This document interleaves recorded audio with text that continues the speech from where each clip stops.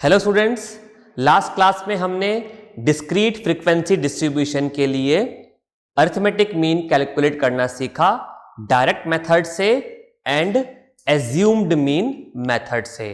तो मैंने आपको बताया था कि तीन मेथड्स हैं हमारे पास में एज्यूम्ड अरिथमेटिक मीन कैलकुलेट करने के, direct method, assumed mean method and third is step deviation method. तो आज हम थर्ड मेथड डिस्कस करेंगे विच इज स्टेप डेविएशन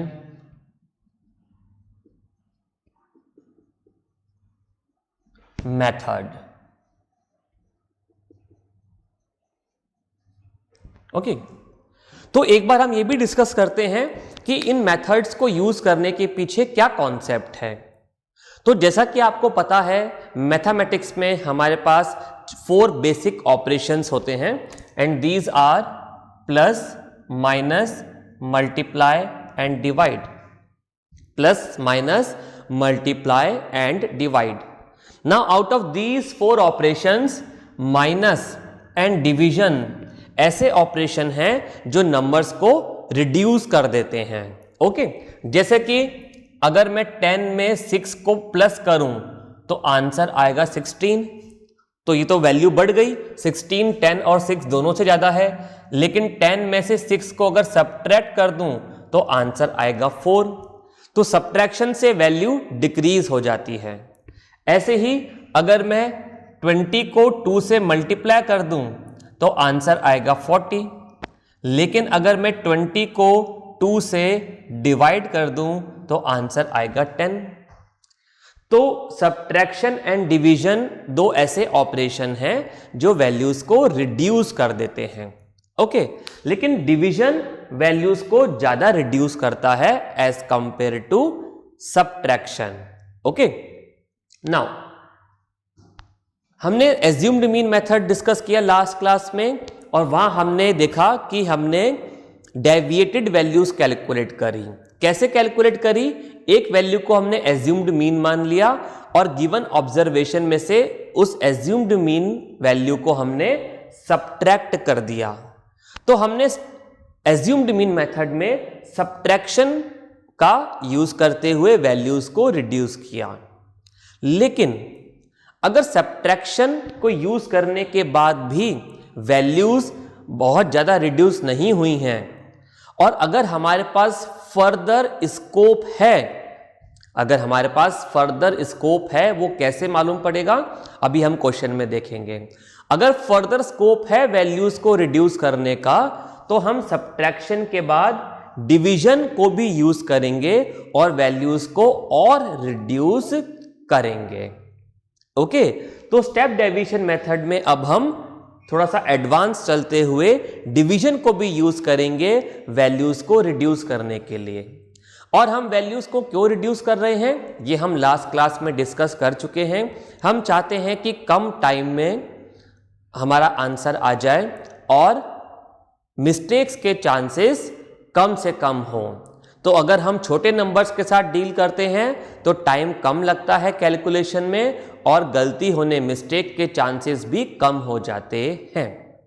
तो एक क्वेश्चन मैं आपको डिक्टेट कर रहा हूं, आप अपना नोटबुक रेडी रखिए, क्वेश्चन लिखिए, फिर हम उसका सॉल्यूशन देखते हैं। ओके, तो इनको मैं रब कर देता हूं। तो आपको कॉन्सेप्ट अभी समझ में आ गया होगा कि हम स्टेप डेविएशन मेथड में गिवन 4 ऑपरेशन में से सब्ट्रैक्शन और अब डिवीजन का भी यूज करेंगे। ओके, चलिए आप क्वेश्चन लिखिए। The table below gives the distribution of villages under different heights from sea level in a certain region. Compute the mean height of the region. मैं पूरा क्वेश्चन एक बार फिर से बोल रहा हूं. The table below gives the distribution of villages under different heights from sea level in a certain region. Compute the mean height of the region. तो हमें कुछ रीजन्स का सी लेवल से हाइट गिवन है, okay, number of villages given है, मैं data लिख रहा हूं, आप भी नोट कीजिए, और हमें यहां पर मीन हाइट कैलकुलेट करना है।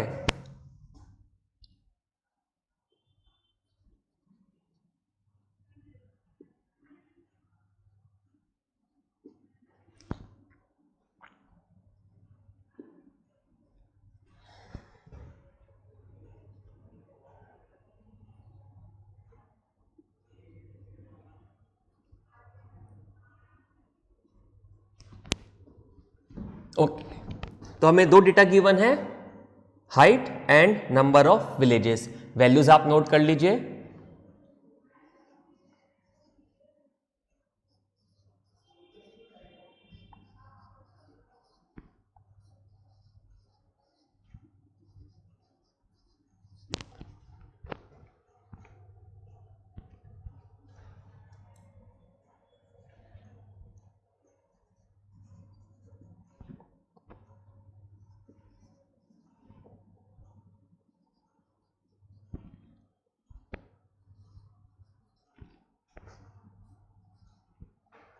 ओके, तो क्वेश्चन में हमें ये डेटा गिवन है, हमें हाइट गिवन है विलेजेस की in metres from sea level, तो इसको हमने xi बोल दिया क्योंकि हमें इन्हीं का मीन कैलकुलेट करना है, और नंबर ऑफ विलेजेस यानी कि ये फ्रीक्वेंसी हमें गिवन है। अब आप देख सकते हैं कि ये जो वैल्यूज हैं xi की, ये देखिए 3 डिजिट्स 4 डिजिट्स की वैल्यूज हैं, और अगर आप यहां पे फ्रीक्वेंसी की वैल्यूज को देखें तो ये भी 3 डिजिट्स में है। अब अगर मैं आपसे बोलूं कि यहां पर आप डायरेक्ट मेथड यूज करते हुए मीन कैलकुलेट कीजिए, तो आपको इन वैल्यूज को xi की वैल्यूज को कॉरस्पॉन्डिंग फ्रीक्वेंसी की वैल्यू से मल्टीप्लाई करना होगा। तो आप देख सकते हैं कि ये थोड़ा सा डिफिकल्ट होगा calculation. 3 digit number multiply with 3 digit number, then 4 digit multiply with 3 or 2 digit, definitely it will take time, और ऐसा करेंगे तो कैलकुलेशन तो टाइम लेंगी ही, लेकिन मिस्टेक होने के चांसेस भी बढ़ जाएंगे। और मल्टीप्लिकेशन के बाद फिर हमें उसको ऐड करना है, समीशन fi xi कैलकुलेट करते हैं, एंड देन फ्रीक्वेंसीज को ऐड करना है। अब इन वैल्यूज को अगर हम ऐड करेंगे तो हमें आंसर 4 डिजिट्स में मिलेगा। तो समीशन fi xi को जब हम डिवाइड करेंगे समीशन fi से, तो अगेन आपको एक 4 या 5 डिजिट के नंबर को 4 डिजिट नंबर से डिवाइड करने में टाइम लगेगा, एंड मिस्टेक के चांसेस भी बढ़ सकते हैं। तो हम क्या करें, तो पहले काम करते हैं कि एज्यूम्ड मीन मेथड पर ही चलते हैं। ओके, तो क्या करना था एज्यूम्ड मीन मेथड में, हम एक वैल्यू को एज्यूम्ड मीन मान लेंगे और इन सारी वैल्यूज में से उसको माइनस करके डेविएशन कैलकुलेट कर लेंगे। तो यहां पर मैं 1400 को एज्यूम्ड मीन मान लेता हूं। आप 1000 को भी ले सकते हैं, 1400 को भी ले सकते हैं, आंसर बिल्कुल सेम आएगा। इस बात का कभी भी डाउट नहीं होना चाहिए कि अगर हम अलग अलग वैल्यू ले लेंगे एज्यूम्ड मीन की तो आंसर अलग आ जाएगा, नहीं, आंसर हर केस में सेम ही आएगा। आप अभी इसको 1400 से सॉल्व कीजिए मेरे साथ, एंड देन होमवर्क में आप इसको वीडियो के बाद आप इसको 1000 वैल्यू लेकर भी सॉल्व कीजिएगा और देखिएगा कि क्या आपका आंसर सेम आता है, बिल्कुल सेम आएगा। तो चलिए अब हमें क्या करना है, हमें DI की वैल्यूज कैलकुलेट करनी है, डेविएटेड वैल्यूज। कैसे करेंगे, XI की वैल्यू में से हम एज्यूम्ड मीन को माइनस कर देंगे, और यहां पर एज्यूम्ड मीन क्या है 1400, तो यहां हमने इसको मेंशन कर दिया। ओके, तो 200 माइनस 1400 माइनस 1200, और जैसा मैंने आपको बताया था साइंस का ध्यान रखना है, यहां पर नेगेटिव साइन आएगा, नेगेटिव वैल्यू, इसमें मिस्टेक नहीं होनी चाहिए। Okay, 600 minus 1400 minus 800, then minus 400, 1400 minus 1400 0, 1800 minus 1400 400, 2200 minus 1400 800। Okay, अब देखिए अगर कभी गलती आपसे हो भी जाती है तो आप उसको आइडेंटिफाई कर सकते हैं। यहां पर देखिए जिस वैल्यू को हमने एज्यूम्ड मीन लिया था उसका तो डेविएशन वैल्यू 0 ही आएगा। ओके, क्योंकि हम इसी वैल्यू में से इस वैल्यू को सब्ट्रैक्ट कर रहे हैं तो डेविएटेड वैल्यू 0 ही आएगा। अब इस 0 के देखिए इस वैल्यू को जिसको हमने एज्यूम्ड मीन माना था उसके ऊपर वाली सारी वैल्यूज इससे छोटी हैं, ओके, और इससे नीचे वाली सारी वैल्यूज इससे बड़ी हैं, राइट। तो जो डेविएटेड वैल्यूज आएंगी वहां पर भी क्या होगा, ये 0 वैल्यू के ऊपर वाली सारी वैल्यूज नेगेटिव साइन की होनी चाहिए। ओके, क्योंकि ये वैल्यूज इससे छोटी हैं तो सब्ट्रैक्शन करने पर आंसर नेगेटिव में ही आएगा। तो आप एंश्योर कीजिए कि इस 0 से ऊपर वाली वैल्यूज क्या सारी नेगेटिव आ रही हैं। अगर आपने गलती से किसी को पॉजिटिव लिख दिया है तो उसको आप ठीक कर सकते हैं। देन क्योंकि इसके बाद वाली सारी वैल्यूज इससे बड़ी हैं तो 0 के बाद वाली वैल्यूज आपको पॉजिटिव मिलेंगी। तो इस बात को हमेशा ध्यान में रखेंगे। तो गलती अगर हो भी गई है तो आप इसी स्टेप पे उसको आइडेंटिफाई कर सकते हैं। तो डेविएटेड वैल्यूज निकालने के बाद ये जरूर एंश्योर कीजिए कि 0 के ऊपर वाली वैल्यूज नेगेटिव, 0 के नीचे वाली वैल्यूज पॉजिटिव आ रही हैं। ओके, अब ये तो हमने एज्यूम्ड मीन में से डेविएटेड वैल्यूज कैलकुलेट कर ली। अब अगर इन वैल्यूज को आप ऑब्जर्व करें, ओके, तो आप ये बताइए कि क्या ये सारी वैल्यूज किसी नंबर से, कॉमन नंबर से डिवाइड हो सकती हैं क्या? बिल्कुल हो सकती हैं। देखते हैं कि भाई किससे डिवाइड हो सकती हैं। देखिए इन सब के लास्ट में 0 आ रहा है तो मैं इनको 10 से तो डिवाइड कर ही सकता हूं, ओके, लेकिन इन सब के लास्ट 2 डिजिट्स 0 आ रहे हैं तो फिर 100 से भी डिवाइड कर सकता हूं, और 100 से कर सकता हूं तो ये सब 50 से भी डिवाइड हो जाएंगे, ओके। और अगर हम चेक करें तो ये सब इवन नंबर्स दिख रहे हैं आपको, ओके, तो ये 200 से भी डिवाइड हो जाएंगे, राइट। और अगर हम देखें तो ये सारी वैल्यूज 400 से भी डिवाइड हो जाएंगी। तो मैंने यहां पर कुछ नंबर्स लिख दिए जिनसे कि ये सारी वैल्यूज डिवाइड हो रही हैं, ओके। मतलब डिवीजन के बाद हमारे पास में इंटीजर वैल्यू आना चाहिए, नेगेटिव या पॉजिटिव, ऐसा नंबर हमें देखना है। तो कुछ नंबर्स मैंने यहां लिख दिए, इनके अलावा भी होंगे, 50 भी होगा, 100 है तो 20 भी होगा, ओके, और भी कुछ वैल्यूज मिल सकती हैं, 10 है तो 5 भी होगा। लेकिन हमें क्या करना है, हमें वो सबसे बड़ा नंबर मालूम करना है।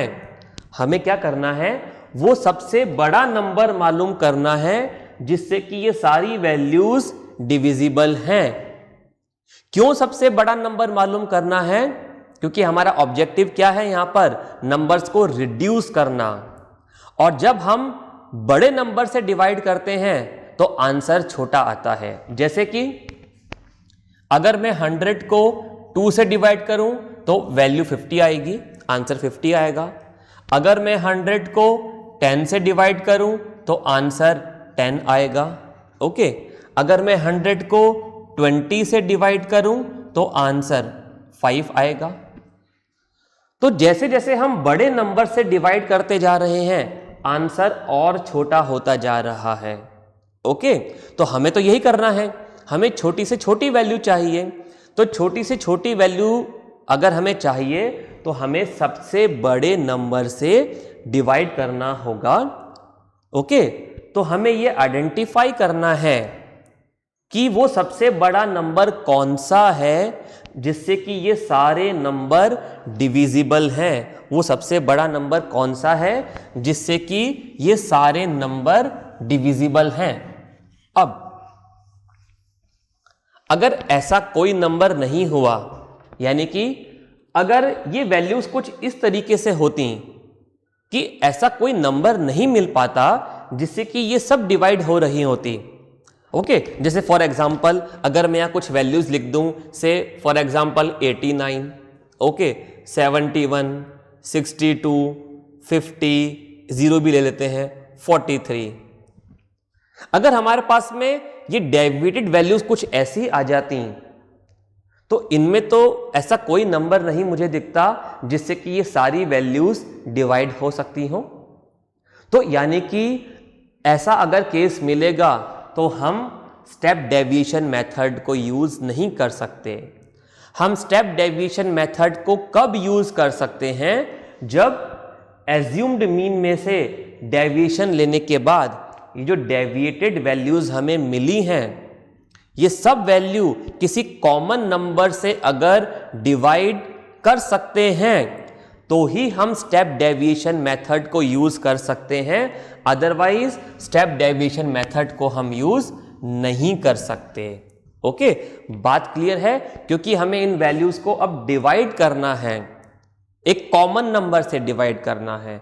तो अगर कोई ऐसा कॉमन नंबर है तो स्टेप डेविएशन मेथड पॉसिबल है यूज करना, अदरवाइज नहीं होगा। तो अभी यहां पर तो मुझे बहुत सारी ऐसी वैल्यूज मिल गई, और अगर एक से ज्यादा ऐसी वैल्यूज हैं जिनसे कि ये सारे नंबर डिविजिबल हैं तो फिर हमें सबसे बड़ी लार्जेस्ट वैल्यू चूज करनी है, क्योंकि लार्जेस्ट वैल्यू से डिवाइड करेंगे तभी स्मॉलेस्ट नंबर हमें मिलेंगे। तो अब हमें क्या करना है? इन सारी वैल्यूज को एक कॉमन नंबर से डिवाइड करना है, और वो कॉमन नंबर हमें क्या मिला यहां पर? 400। तो जैसे जब हमने इन वैल्यूज में से एज्यूम्ड मीन को माइनस किया तो जो वैल्यूज मिली उनको DI बोल दिया। ऐसे ही अब जब मैं इन वैल्यूज को डिवाइड करूंगा तो जो वैल्यूज मिलेंगी उसे हमने बोल दिया UI। UI तो UI क्या है? xi minus a divided by, जैसे यहां पर हमने एज्यूम्ड मीन को a मान लिख दिया था, तो ऐसे ही जिस वैल्यू से हम इन सारे नंबर्स को डिवाइड कर रहे हैं उसको हमने h बोल दिया। ओके और h की वैल्यू क्या है वो हम यहां मेंशन कर देते हैं, h इक्वल्स टू 400। ओके बात क्लियर है? हमने h की वैल्यू लिख दी यहां पर, और जो वैल्यूज अब हमें मिलेंगी उन्हें हमने UI बोल दिया।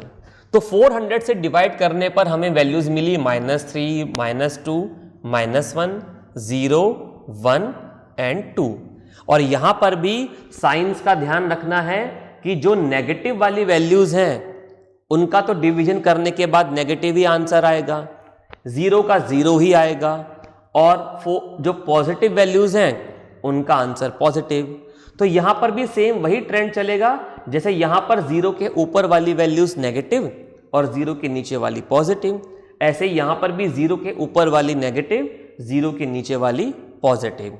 तो एक बार इसको भी एंश्योर कर लेंगे कि क्या हमने वैल्यूज उसी तरीके से लिखी हैं, और अगर कोई गलती है तो उसको वहीं पर ठीक कर लेंगे, क्योंकि आपने एक छोटी सी भी मिस्टेक कर दी, अगर आपने एक भी वैल्यू को नेगेटिव की जगह पॉजिटिव या पॉजिटिव की जगह नेगेटिव लिख दिया तो आंसर गलत हो जाएगा, राइट? तो हर स्टेप पर कैलकुलेशंस को चेक करते जाएंगे, जो पॉइंट्स मैंने बताए हैं उनको चेक करेंगे। ओके अब देखिए क्या करना है।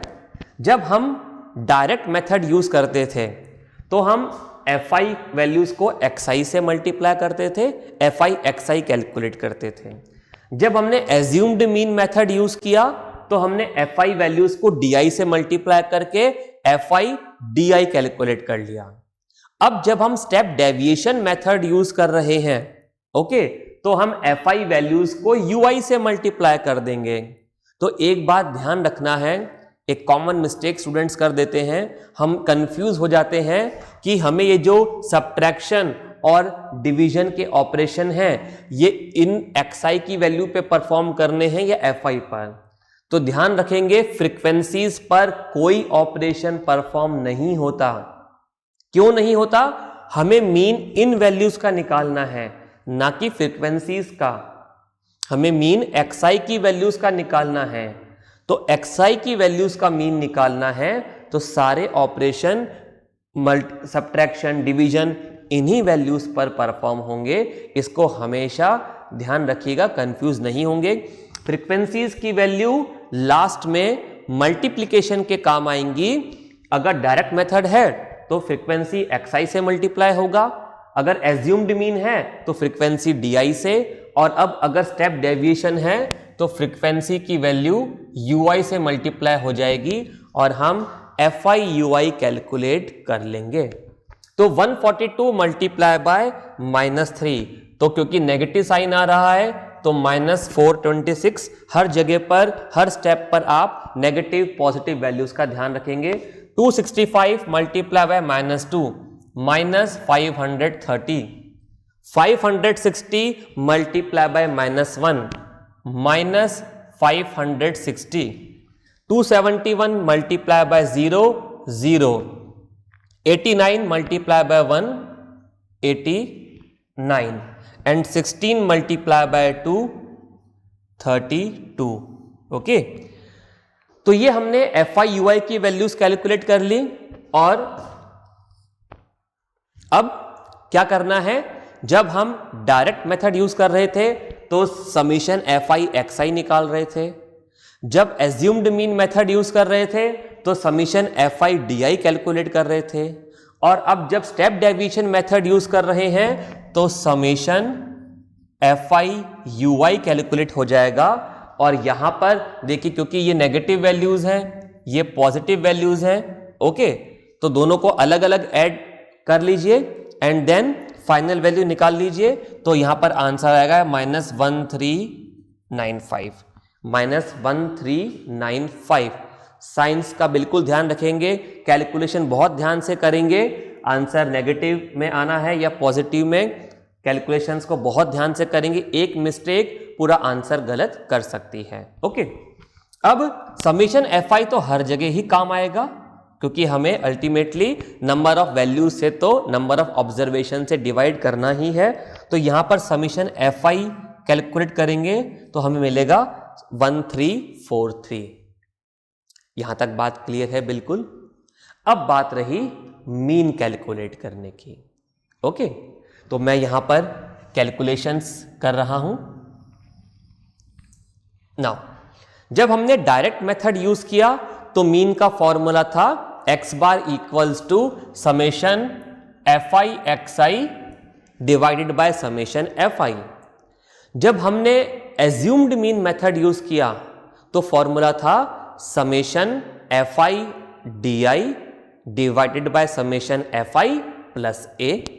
ओके, अब यहां पर भी हमने एज्यूम्ड मीन को सब्ट्रैक्ट किया है तो ये तो आना ही चाहिए। तो अब यहां पर फॉर्मूला हमारे पास में क्या बनेगा, हमने क्या कैलकुलेट किया है, देखिए समेशन FI UI। तो समेशन FI UI तो हमारे पास में आना ही चाहिए। ओके, तो मैं यहां पे लिख देता हूं समेशन FI UI। अब देखिए, डायरेक्ट मेथड में समेशन FI XI निकाला था और उसको हमने समेशन FI से डिवाइड किया था। एज्यूम्ड मीन में समेशन FI DI निकाला था और उसको समेशन FI से डिवाइड किया था। यहां पर समेशन FI UI निकाला है तो हम इसको समेशन FI से डिवाइड कर देते हैं, यानी कि नंबर ऑफ ऑब्जर्वेशन से। अब क्योंकि हमने एज्यूम्ड मीन की वैल्यू को यहां पे सब्ट्रैक्ट किया था तो एज्यूम्ड मीन की वैल्यू को हम यहां पर प्लस कर देते हैं। ओके, और क्योंकि हमने यहां पर h की वैल्यू से डिवाइड किया था, h की वैल्यू से डिवाइड किया था, तो हम यहां पर इसको h से मल्टीप्लाई कर देते हैं। तो हमने ऑपरेशंस को रिवर्स कर दिया। हमने जब एज्यूम्ड मीन मेथड में एज्यूम्ड मीन को सब्ट्रैक्ट किया था तो फॉर्मूला में हमने एज्यूम्ड मीन ऐड कर दिया, a को ऐड कर दिया। यहां पर भी एज्यूम्ड मीन को सब्ट्रैक्ट किया, यहां पर हमने ऐड कर दिया। यहां h से डिवाइड किया तो यहां h से मल्टीप्लाई कर दिया। बट ऐसा क्यों किया, तो लास्ट क्लास में भी मैंने आपको बताया था कि ये फॉर्मूला कैसे आया, ये हम डिस्कस करेंगे, लेकिन अभी नहीं। जब हम प्रॉपर्टीज ऑफ मीन डिस्कस करेंगे तब हम इन फॉर्मूला के बारे में भी डिस्कस करेंगे। ओके, तो अभी हम इस फॉर्मूला पर ध्यान देते हैं बस। ओके, तो सारी वैल्यूज हम पुट कर देते हैं। तो हमने एज्यूम्ड मीन की वैल्यू ली थी 1400, तो यहां पर हम 1400 लिख देते हैं। अब समेशन FI/UI नेगेटिव में मिला है, तो यहां प्लस की जगह माइनस साइन आ जाएगा। 1395 divided by 1343 multiply by h की वैल्यू है 400। ओके, इस वैल्यू को जब आप कैलकुलेट करेंगे तो आपको मिलेगा 415.49। यहां से जब हम मीन का वैल्यू कैलकुलेट करेंगे तो हमें मिलेगा 984.51। और हम क्या कैलकुलेट कर रहे थे? हम मीन हाइट कैलकुलेट कर रहे थे, तो आंसर किस में आएगा? मीटर्स। ओके, तो मीन की वैल्यू हमें, मीन हाइट मिली हमें 984.51 मीटर्स। ओके, तो इस तरीके से हमने स्टेप डेविएशन मेथड से मीन कैलकुलेट करना, अरिथमेटिक मीन कैलकुलेट करना सीखा। हम एक बार फिर से पूरे मेथड को डिस्कस कर लेते हैं स्टेप बाय स्टेप। हमें वैल्यूज गिवन थी और फ्रीक्वेंसीज गिवन थी। तो सबसे पहले हमने एक वैल्यू को एज्यूम्ड मीन लेकर डेविएशन कैलकुलेट किया फ्रॉम एज्यूम्ड मीन। तो गिवन वैल्यूज ऑफ xi में से हमने एज्यूम्ड मीन को सबट्रैक्ट कर दिया। ओके, देन हमने ये ऑब्जर्व किया कि ये जो di की वैल्यूज मिली, क्या हम इन सारी वैल्यूज को किसी कॉमन नंबर से डिवाइड कर सकते हैं? अगर हां, तो हम स्टेप डेविएशन मेथड यूज कर सकते हैं। और अगर डिवाइड कर सकते हैं लेकिन एक से ज्यादा नंबर से, तो फिर सबसे बड़ा नंबर लेंगे। और हमने UI कैलकुलेट किया, देन FI वैल्यूज को UI से मल्टीप्लाई करके FI/UI, समेशन FI/UI निकाला, समेशन FI निकाला, और इस फॉर्मूला को यूज करते हुए वैल्यूज पुट करके मीन निकाला। तो कोई डाउट है तो आप अपने फैकल्टी इंचार्ज से डिस्कस कीजिए, और एक बार 1000 वैल्यू को भी यहाँ एज्यूम्ड मीन लेकर अरिथमेटिक मीन जरूर निकालिएगा और चेक कीजिएगा कि क्या आपका आंसर सेम आता है। Okay, we will meet in the next class. Bye.